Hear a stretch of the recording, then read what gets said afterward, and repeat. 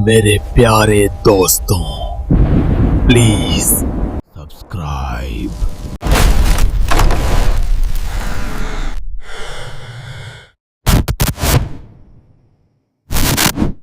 दादाजी का कमरा। यूं तो सभी परिवारों में हर सदस्य की कुछ आदतें अजीब होती हैं। मेरे दादाजी भी कुछ ऐसे ही थे। कहीं भी गायब हो जाते थे। कभी कभी तो कुछ दिनों के बाद ही आते थे। हाथ और पैरों पर अचानक ही चोटों के निशान दिखने लगते थे। जब उनसे पूछो तो उन चोटों का उनके पास कोई जवाब नहीं होता था। इन्हीं अजीब चीजों में से एक उनका कमरा भी था, जहां किसी को भी जाने की इजाजत नहीं थी। यहां तक कि वो वहां की सफाई भी खुद ही करते थे। एक दिन बचपन में खेलते वक्त मुझे उस कमरे से अजीब सी आवाजें आ रही थीं। मैंने झुककर दरवाजे के नीचे से झांक कर देखा तो मुझे एक परछाई दिखी। तभी मैंने देखा कि कमरे से खून की तेज धार बह रही थी। देखते ही देखते मेरे सारे पैर खून में सन चुके थे। मैं छोटा था तो ये देख के घबरा गया और वहीं बेहोश हो गया। उठा तो मां मुझे डांट रही थी कि मुझे धूप में नहीं खेलना चाहिए। उनके हिसाब से मैं उसी की वजह से बेहोश हुआ था। मैंने जब उनको सच्चाई बताने की कोशिश की तो दादाजी ने मुझे झुठला दिया। उसके बाद से मेरी और दादाजी में इतनी बातचीत नहीं हुई। पूरे दिन उस कमरे में ताला लगा रहता था और किसी को भी उसके आसपास भटकने की मंजूरी नहीं थी। कुछ साल बाद दादाजी चल बसे और हम भी अपना पुराना घर छोड़कर अब शहर वाले घर में चले गए थे। सब कुछ ठीक चल रहा था। शहर में पापा की जॉब काफी अच्छी चल रही थी और मैं भी अब कॉलेज जाने लगा था। एक दिन ऐसे ही मैं घर पर बैठा अपना फोन यूज कर रहा था। तभी मैंने देखा कि मेरे दोस्त ऋषभ ने एक नया आईफोन लिया है। मैंने तुरंत उसे फोन किया और कॉन्ग्रेचुलेट करते हुए उससे पूछा कि आखिर उसने ये आईफोन कैसे खरीदा। तभी ऋषभ ने मुझे बताया कि उसके पास एक सीक्रेट है। वो प्रोबो ऐप पर ओपिनियन ट्रेडिंग करके पैसे कमाता है। मैंने उससे पूछा कि प्रोबो क्या है, तो उसने मुझे बताया कि प्रोबो इंडिया का पहला ओपिनियन ट्रेडिंग ऐप है। जिस कैटेगरी में भी किसी को इंटरेस्ट है, जैसे क्रिकेट, यूट्यूब, न्यूज, वो उस पर अपना ओपिनियन शेयर करके ट्रेड कर सकता है। अपनी नॉलेज के बेसिस पर अपना ओपिनियन दे सकता है और ओपिनियन देना बहुत आसान है। सिर्फ येस और नो में अपना ओपिनियन देना होता है। ऋषभ ने बताया कि प्रोबो एक ट्रस्टेड ऐप है और इस पर 2 करोड़ से भी ज्यादा यूजर्स हैं।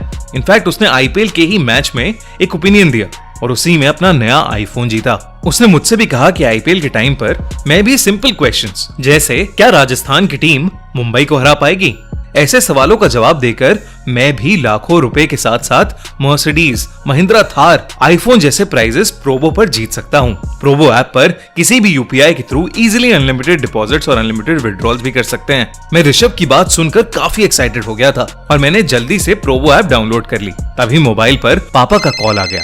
पापा ने कॉल पर बताया कि हमें कुछ काम से दादाजी के पुराने घर पर जाना है और हम अगले ही दिन दादाजी के घर के लिए निकल गए। करीब 10 साल बाद जब मैं उस घर में वापस आया तो मैंने देखा कि तब भी किसी के उस कमरे के पास जाने की हिम्मत नहीं हो रही थी। बचपन की जिज्ञासा के मारे मैंने हथौड़ी ली और उस कमरे पर लगा ताला ही तोड़ दिया। मुझे मन ही मन में खुशी तो बहुत हुई, मगर एक डर भी अंदर भर गया कि आखिर ऐसा क्या था जो दादाजी हमसे छुपा रहे थे।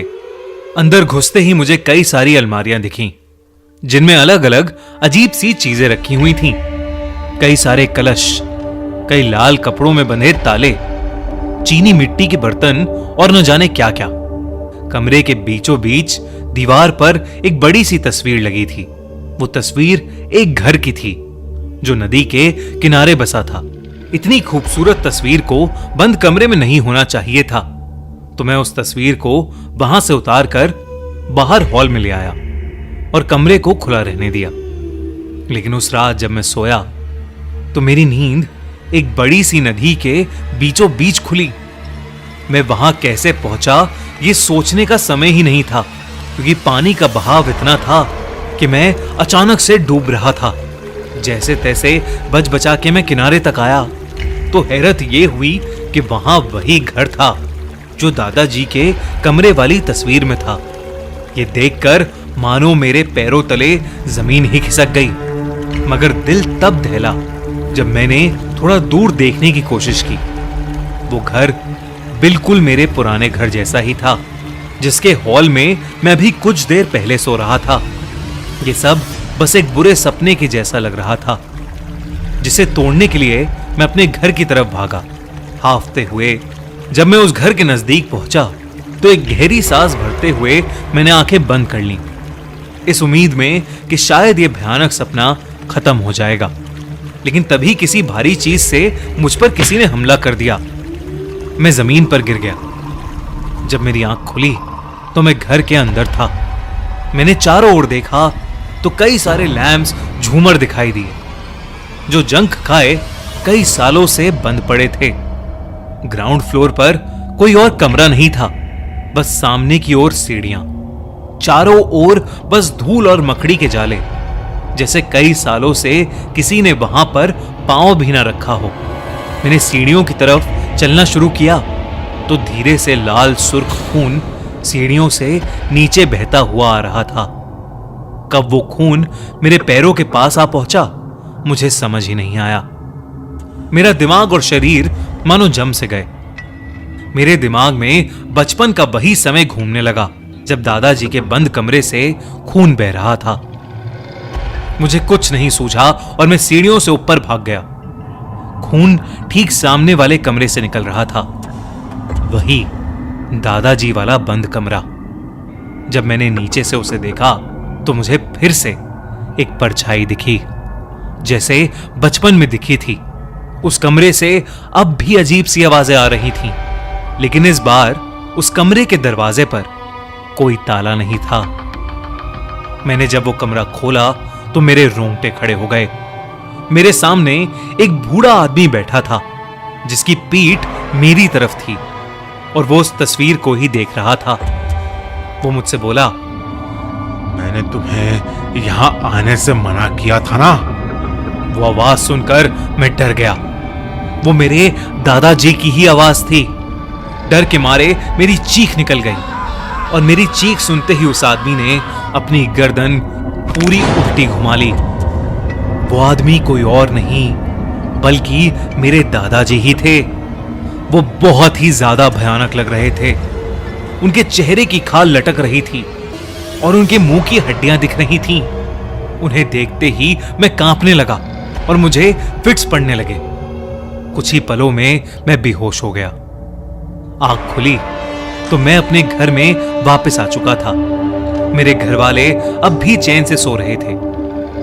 मैंने अपने पैरों को देखा, जिनमें अब खून की जगह कई सारी चोटें थीं, और वो तस्वीर मेरी आंखों के ठीक सामने मुझे दिख रही थी।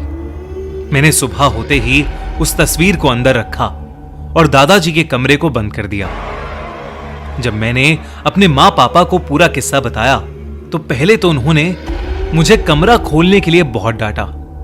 फिर बाद में बताया कि दादाजी को भूत दिखते थे और वो अपनी तंत्र मंत्र की विद्या से लोगों के अंदर से भूत भगाते थे। वो चोटें उन्हें उसी वजह से आती थी और इसीलिए वो अपना सारा तंत्र मंत्र का सामान उस कमरे में बंद रखते थे और किसी को भी वहां जाने की इजाजत नहीं थी। ये बात सुनकर मेरे होश उड़ गए थे। मैंने बस यही प्रार्थना की कि काश मुझे कभी फिर दोबारा कोई भूत ना दिखे। इस हादसे के बाद घर में एक पूजा रखवाई गई और मेरे दादाजी का वो कमरा हमेशा हमेशा के लिए बंद कर दिया गया।